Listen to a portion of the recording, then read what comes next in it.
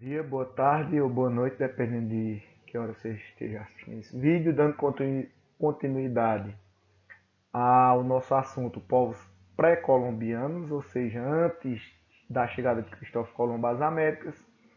A gente já viu na aula passada os povos incas que habitaram aqui a América do Sul, né, mais precisamente a região dos Andes, e agora a gente vai ver os povos maias, certo? E depois, na próxima aula, a gente vai ver os povos astecas, para dar término aos nossos povos pré-colombianos. Certo? A gente tem que observar que os maias eles estão localizados onde hoje, né, é a província de Yucatán. Na verdade seria o sudeste do México, seria basicamente ali já na América Central. Certo? A capital era Tikal, o governo era composto por cidades-estados, ou seja, era tipo aquela cidade-estado, estados grega. Cada um tinha um líder, certo? Um rei. Cada um tinha, cada uma cidade tinha suas leis, tinha suas próprias normas, certo? Então assim, apesar de ser um império, os maias eles cada um tinha suas próprias regras, cada uma cidade, e cada uma cidade também tinha seus comandantes que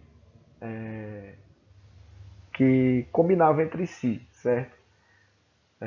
Com seus vizinhos mais próximos, que também eram mais. Então, é um povo que tem um governo descentralizado, ou seja, não tem um único líder, vários líderes. Né? A agricultura maia ela é baseada no milho, na batata doce, na mandioca, no cacau e algodão, ou seja, uma policultura. Na verdade, eles cultivavam mais gêneros alimentícios que nossos povos antes estudados, né, os incas. E também vão ser muito parecido o cultivo dos maias com os astecas, que a gente vai ver posteriormente, até porque coabitavam quase a mesma região, certo? Dá-se aqui uma observação, que as sementes de cacau na cultura maia, elas formavam um tipo de moeda para troca de outros gêneros alimentícios. Então ela seria tipo uma grana que você seria tipo a poupança que você trocaria em outras coisas, tendo em vista que o cacau era um alimento sagrado, certo? E é uma planta, uma árvore endêmica, né? Um fruto endêmico da região da América do Norte. Então, assim, era proveniente da cultura maia, certo? Então, professor, eu posso dizer que os maias fizeram os primeiros chocolates. Basicamente era a pasta, né, de cacau. Não era bem chocolate não, mas você pode afirmar, porque o chocolate vem de lá, né? E um detalhe, o cacau ele é um pouco amargo, né? Assim, ele, dependendo do fruto, ele é muito amargo. Então, assim, o fruto in natura, né? E aí,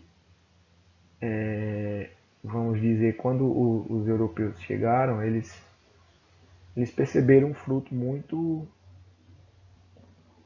mais valioso do que a polpa do fruto, muito mais valioso do que as sementes. Coisa que os maias faziam ao contrário. Eles davam mais valor à semente que a própria polpa em si. Os maias, eles tem uma curiosidade sobre os maias que eles também fizeram pirâmides, certo? Assim como os astecas. Só que as pirâmides maias até hoje elas são muito onipotentes, vamos dizer assim. Elas são de um destaque enorme, né? Elas se predominam, vamos dizer assim, na paisagem. Essas pirâmides maias elas têm algumas curiosidades que a gente vai elencar agora. Por exemplo, as pirâmides maias, assim como as egípcias, elas serviam de templos religiosos, certo? Agora, assim, as pirâmides egípcias, elas serviam de templo na base, vamos dizer assim. Chegava perto para adorar o túmulo, que era a principal função da pirâmide egípcia, do faraó. As pirâmides maias, só algumas serviam de túmulos, mas principalmente elas serviam de templos sagrados. Certo? Essa pirâmide daqui, esse formato é o mais comum na cultura maia, certo? Esse formato daí piramidal, ele, se a gente for observar, que a gente vai ver mais lá na frente, a gente vai observar algumas, claro, a figura geométrica da pirâmide, né, com os quatro lados iguais, e aí a gente vai ver alguns detalhes aqui nas próximas páginas e vai ver a câmara de sacrifício ou às vezes o próprio túmulo, certo? Vai ver a curiosidade da escadaria. Por exemplo, as pirâmides maias, elas tinham 91 degraus, certo? O que, somando os quatro lados, são os pontos cardeais, certo? Geográficos, daria 365. E aí, se você for pensar, dá justamente os dias, vamos dizer assim, do ano, certo? E uma curiosidade é que não havia calendário de 365 dias, né? Havia o calendário que era bem próximo, era 360 dias, só que assim, esse calendário de 365 anos vai surgir 3 mil anos depois da construção das pirâmides. Outro detalhe, é, apesar de serem contemporâneas, as pirâmides maias e egípcias, elas nunca tiveram, essa sociedade nunca tiveram contato. Tendo em vista que os maias estão na América e os egípcios lá na África, essas sociedades elas nunca tiveram troca de experiências ou como construir pirâmides ou como ou a serventia de cada pirâmide, certo? Então é até uma teoria um pouco maluca aí que diz que extraterrestres teria ensinado a tecnologia aos egípcios, depois teria ensinado aos maias ou vice-versa. Então, assim, eu não acredito muito nisso, não. Eu acredito em coincidência, né, nesse sentido. Se bem que elas também não são iguais, né? O modelo são diferentes, o material de construção são diferentes. A serventia são semelhantes só em alguns casos também. Nem toda pirâmide maia servia como templo, nem toda pirâmide maia servia como túmulo. Raras pirâmides egípcias serviam como templos, principalmente a do Vale dos Antigos Faraós, e que não era nem pirâmides assim, consideradas as pirâmides como a gente conhece. As pirâmides, vamos dizer assim, perfeitas, egípcias, como a gente conhece, como tem na nossa mente, elas não vão servir de templos, e sim apenas de túmulos, certo? Mas isso é outra história, vamos lá. As pirâmides maias são muito visitadas até hoje, né? E assim, elas não só estão em um país apenas, elas estão em vários países, tendo em vista que o povo maia, ele, ele vai ali pelo México e descendo da América Central, né? E assim, os sítios maias, a gente chama sítio porque são sítios arqueológicos, entenderam? Assim, os sítios maias, eles atualmente estão preservados, mas eles foram encontrados, cobertos. Essa pirâmide, por exemplo, ela foi encontrada quando ela foi descoberta, ela foi descoberta coberta de vegetação nativa, ou seja, a floresta ela já tinha tomado conta de tudo, tomado conta mesmo de tudo escondido aqui e pensar que é uma montanha. E aí foi que foi se descobrindo que eram construções feitas pelo homem. E foram descobrindo, coincidentemente, que eram pirâmides. Não tais quais as dos egípcios, mas também eram pirâmides, certo? Então, assim, o povo maia tem uma grande facilidade na questão de irrigação, de como levar água a seus vilarejos, certo? Os arqueólogos defendem a teoria de que essas pirâmides foram construídas no mesmo período das pirâmides egípcias, porém, sem nenhum contato entre os povos, certo? Então, assim, as pirâmides maias, a gente vai ver que elas têm uma funcionalidade, certo? E é altamente religiosa essas funcionalidades, assim como as pirâmides astecas também. No topo, a gente vai ver essa questão da pirâmide maia, fazer aqui um pequeno esboço, a gente vai ver que No topo da pirâmide, certo? Vai ficar o templo em si, certo? A adoração dos deuses, beleza? E aqui a gente tem um fato curioso, que é o ritual de iniciação. Aqui eram realizados rituais de sangria, que os reis perfuravam as orelhas quando assumiam o reino, tá? A língua, fazia pequenos furos na orelha, na língua, e até o pênis, ou seja, o aparelho reprodutor, em oferecimento aos deuses. Né? Esse ritual ele era feito apenas pelos reis quando assumiam o poder e era feito aqui, ó, em cima do templo. Vamos dizer que seria a igreja, parte da igreja da pirâmide. Ela era dividida em algumas camadas que a gente vai ver. A pá de cal. Pá de cal seria a base, certo? Pá de cal seria aqui, feita com pedra de calcário, material abundante na região. Pedra de calcário é aquela pedra mais, vamos dizer assim, que entra mais em decomposição, certo? A que se esfarela mais. Então, assim, é triturado com água, né, esse calcário, para ficar mais forte, certo? Pedras de calcário.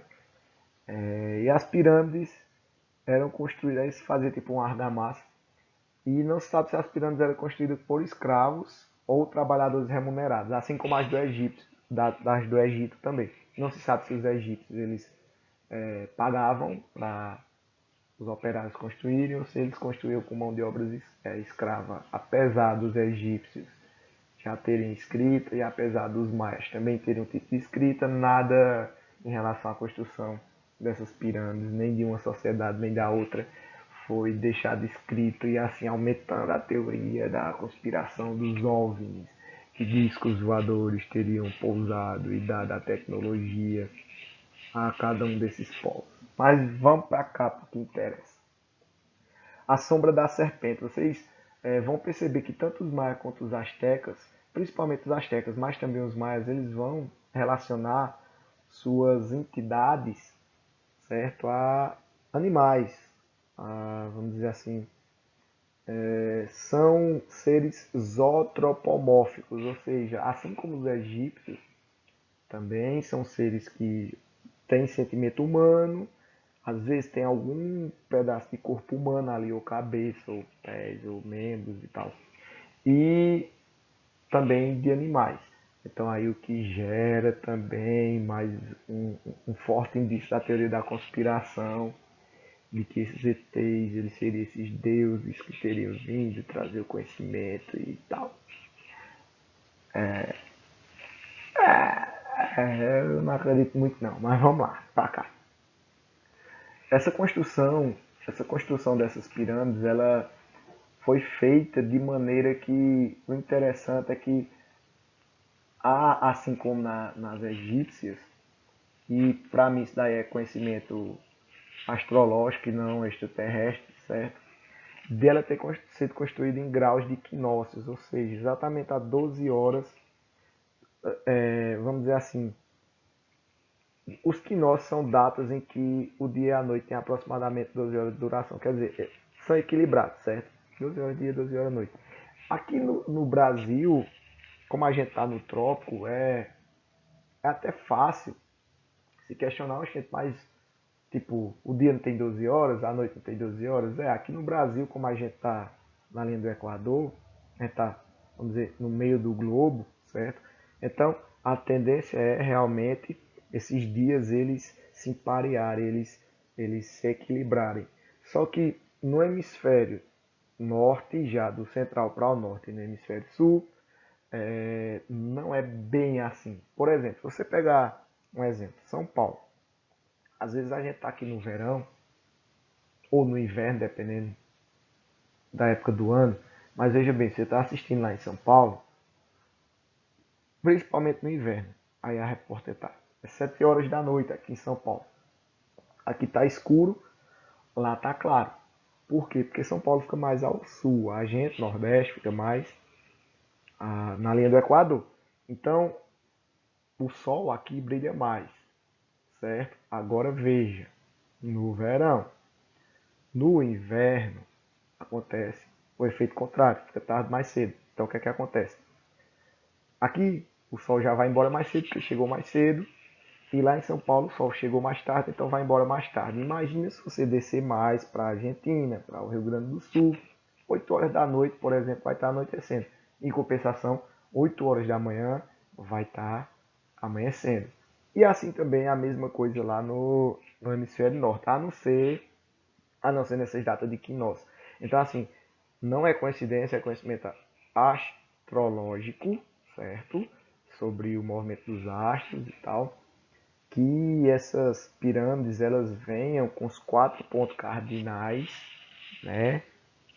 Eles iluminar determinada época do ano, beleza? Justamente a entrada sem um ângulo dessas entradas dessa pirâmide. E aí a gente vai ver a pirâmide El Castillo, né? O castelo, que é a próxima que a gente vai ver, que foi essa última que a gente viu também, essa primeira que a gente viu. Ela vai ter escadarias, né? 91 graus, 91 degraus, representando nos 4 pontos cardeais, sul, leste, oeste. E aí vai dar essa diferença essa diferença não, esse montante de 365 dias, certo? Essas pirâmides elas também era comum que fosse ocorrido sacrifícios nelas, certo? Sacrifício de animais e sacrifício humano. Os sacrifícios humanos não eram raros, mas entretanto os maias eles sacrificavam muito mais animais do que os seres humanos. Posteriormente a gente vai ver esse tipo de sacrifício principalmente nos astecas. Aqui a gente tem a principal pirâmide, certo? A pirâmide de Kukulkan, que na verdade ela é o castilho, né? É o castelo. A pirâmide mais perfeita, maia, provavelmente a mais conhecida por vocês também. Essa pirâmide ela recebe muitos turistas, como vocês podem ver aqui na foto, certo? Recebe muitos turistas. Ela tem 9 níveis. Se você for, o que são níveis? Deixa eu apagar aqui, para eu te mostrar o que são os níveis. Ó, 9 níveis. Níveis são esses degrauzinhos aqui, ó. 1, 2, 3, 4, 5, 6, 7, 8, 9. Então ela tem 9 níveis, certo? Até chegar onde? Até chegar no templo, certo? Então, os sacrifícios eram feitos aqui, em cima do templo. O povo maia ficava embaixo, certo? Assistindo tudo. E esse sacrifício era em homenagem a quem? Ao rei? Não. Geralmente esses sacrifícios eles eram em homenagem aos deuses. E esses deuses, eles tinham sentimentos. Eles precisavam se alimentar, eles tinham fome. Então se você não fizesse esses sacrifícios, talvez o ano seria de seca, de estiagem, né? Talvez o ano seria com muitas tempestades, muitos trovões, muitos furacões, muito terremoto, certo? Enfim, pragas, desastres naturais. Então seria o castigo dos deuses, certo? Esse templo também é chamado como Templo da serpente emplumada, certo? Que na verdade seria um deus guardião, beleza? Seria, vamos dizer assim, o deus homenageado, assim em questão. E em 1988 a Unesco declarou essa pirâmide como patrimônio da humanidade, certo? A pirâmide Chichen Itza, né? Na verdade, né, a cidade Chichen Itza, a pirâmide é Kukulkan, também chamada de El Castillo, que é o castelo, né? Então, assim, as suas 4 faces, na verdade, elas se alinham nos quinócios. 2 faces no quinócio de verão, 2 faces no quinócio de inverno. Aí a gente tem outros tipos de construções maias, né? Não só as pirâmides são imponentes nas construções maias, mas, por exemplo, a gente pode notar aqui uma construção que nem na Europa tinha, né? Que seria um observatório astronômico. E esse observatório astronômico, ele seria, vamos dizer assim, a universidade maia, onde se podia obter conhecimento dos astros, tendo em vista que os maias acreditavam, assim como os romanos, logo a priori acreditavam, e os mesopotâmicos também, que os planetas poderiam ser deuses e estariam prestes a dominar a Terra ou a castigá-la. Então você teria que ter essa convivência boa com os deuses. Então, esse observatório maia é interessante porque, queira você ou não, os maias não são povos primitivos. Né? Eles tinham um tipo de ciência, eles tinham um estudo astronômico e matemática, eles tinham conhecimento de engenharia, de construção civil. Né? Então, assim, é engano a gente pensar que esses povos pré-colombianos eram povos que não detinham conhecimento de nada. Então, era uma sociedade altamente tecnológica, né, claro, para a época, e eles se utilizavam desse tipo de tecnologia para melhorar os seus estudos, certo? O Templo de Tikal, então é outro tipo de pirâmide, é uma pirâmide mais, vamos dizer, mais inclinada, né? Uma pirâmide mais vertical, é uma pirâmide que ocupa menos espaço na base, mas que também é tão alta quanto. É por isso que dá a impressão de que ela seja maior, certo? Mas na verdade, vamos dizer assim, é uma pirâmide mais magrinha, mas com a imponência tanto quanto das outras. Fica na Guatemala essa, não fica no México, certo? O nome Tikal quer dizer lugar de vozes ou lugar das línguas, certo? Vamos dizer assim, seria o centro da comunicação do povo maia desse local que hoje é a Guatemala. Certo? O sítio apresenta centenas de construções antigas, significativas, das quais apenas uma fração foi cientificamente escavada, ou seja, há muito mais coisas a se descobrir. Os edifícios maias proeminentes, quer dizer, em destaque, inclui 6 grandes pirâmides, qual essa é a maior, de plataforma ou estágios, a mesma ideia dos estágios aqui, ó, plataformas 1, 2, 3, 4, 5, 6, 7, 8, 9. Pronto. Por que essas pirâmides tinham 9 estágios? Lembram do número de degraus? O número de degraus era 91. Então, para cada estágio desse, se colocaria 10 degraus. Professor, está sobrando um, sabe matemática? Não, um ficaria o degrau final aqui no tempo, no outro estágio. Então é simples de fazer essa perspectiva aí e ver que tudo que eles trabalhavam era matematicamente, vamos dizer assim, pensado.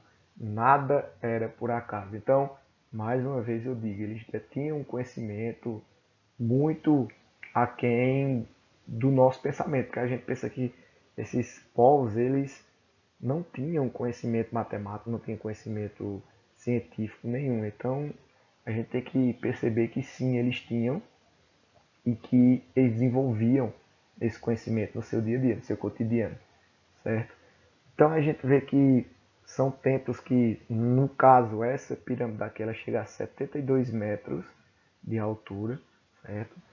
Veja, sem nenhum concreto armado, sem nenhum ferro, sem nenhum concreto. Então, assim, é coisa que se eu ou você for fazer um troço desse, ele com 5 metros ele vai cair, né?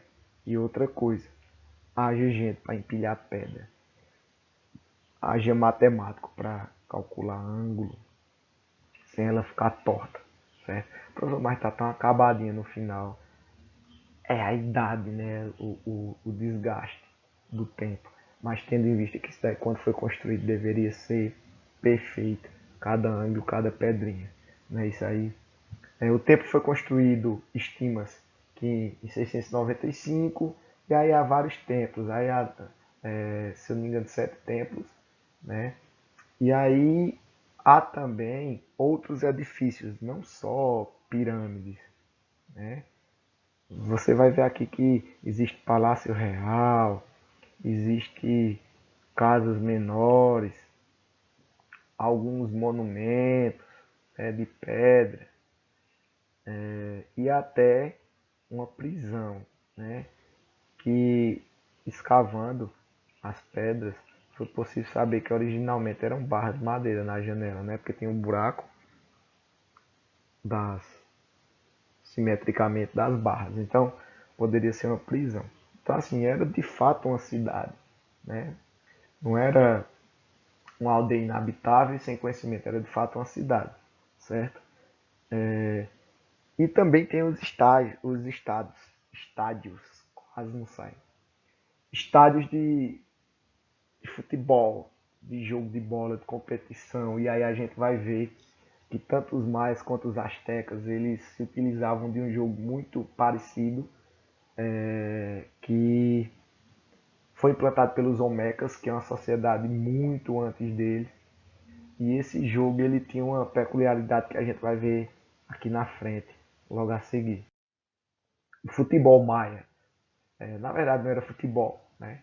Era um jogo, mas muito parecido, assim, que lembra futebol com vôlei, com futebol e basquete. Mistura os três aí e dá essa salada que era o futebol maia. O nome disso daí, em Azteca, que a gente vai ver mais na frente, era Pizzi e Olimatzi em maia, né? Agora a gente vai perceber aí que o esporte ele era tanto praticado na cultura maia quanto praticado na cultura asteca, porém com outras finalidades. A gente vai ver aqui que a regra básica era passar a bola, feita de couro, no círculo do time do adversário. Simplesmente, aqui era que ficava um círculo, aqui não sei se dá para vocês verem, aqui ó, outro círculo. Então tinha dois círculos e aqui tinha uma quadra, certo?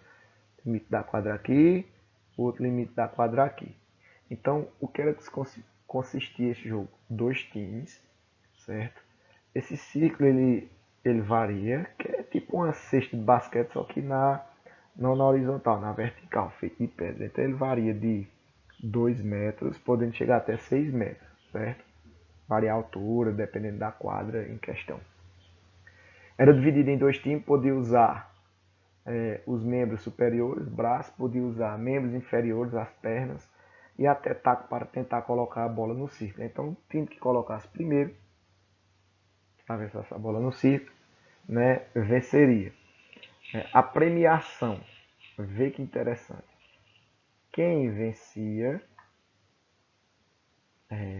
ficava vivo, a sobrevivência. Quem vencia ficava vivo, continuava no time.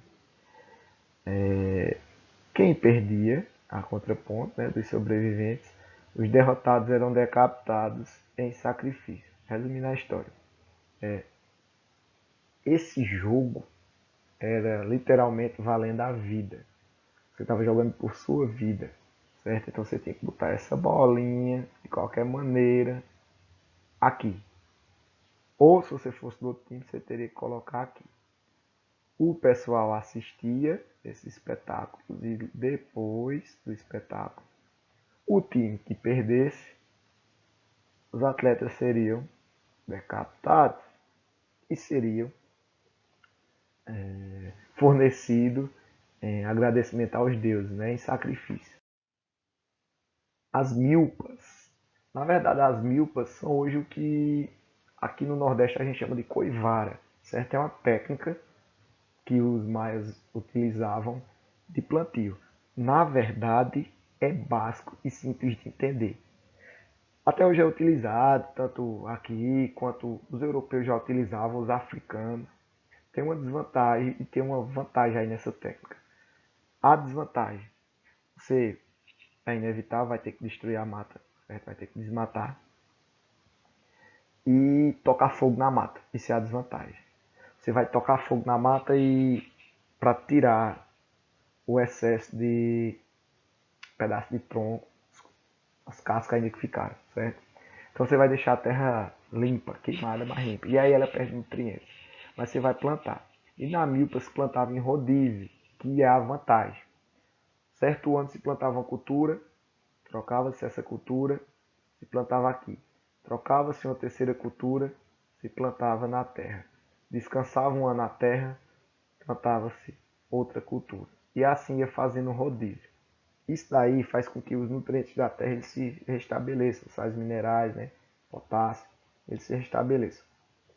Aqui tem toda a explicação do que seria uma milpa maia, mas é basicamente seria a derrubada da floresta, a queimada da floresta e o rodízio de culturas para que essa floresta pudesse, esse solo pudesse repor seus nutrientes. E aí a gente vai ver o sistema de escrita maia. Os maias, vou repetir, era uma sociedade muito bem desenvolvida, certo? Então o sistema de escrita maia eram dois. Era o sistema que até hoje é um pouco indecifrável, né? Que é a escrita. Aqui a gente como exemplo a escrita maia. Eram caracteres, porque é quase impossível decifrar, porque eram caracteres que muitas vezes eles significavam a mesma coisa. Então assim, até os mais avançados computadores têm dificuldade em traduzir essa escrita maia, certo? E por números também, os maias inventaram um sistema de números. O sistema de números maias, eles eram viceginal. E o que é isso? Seria em 20, né? 5 mais 5, mais 5 do pé, com mais 5 do outro pé dá 20. Então, seria o sistema viceginal contado pelos 20 dedos, vamos dizer assim, os 10 do pé e os 10 da mão. Então, eles tinham também um símbolo que representava o zero, o nada, certo? E são números bem fáceis de decifrar, porque, inclusive, quando a gente está com aula presencial, né, que não está online devido à pandemia, eu até faço um joguinho da data, de você fazer que data é hoje. Então você poderia fazer até que data você estaria assistindo esse vídeo com a numeração maia. Né?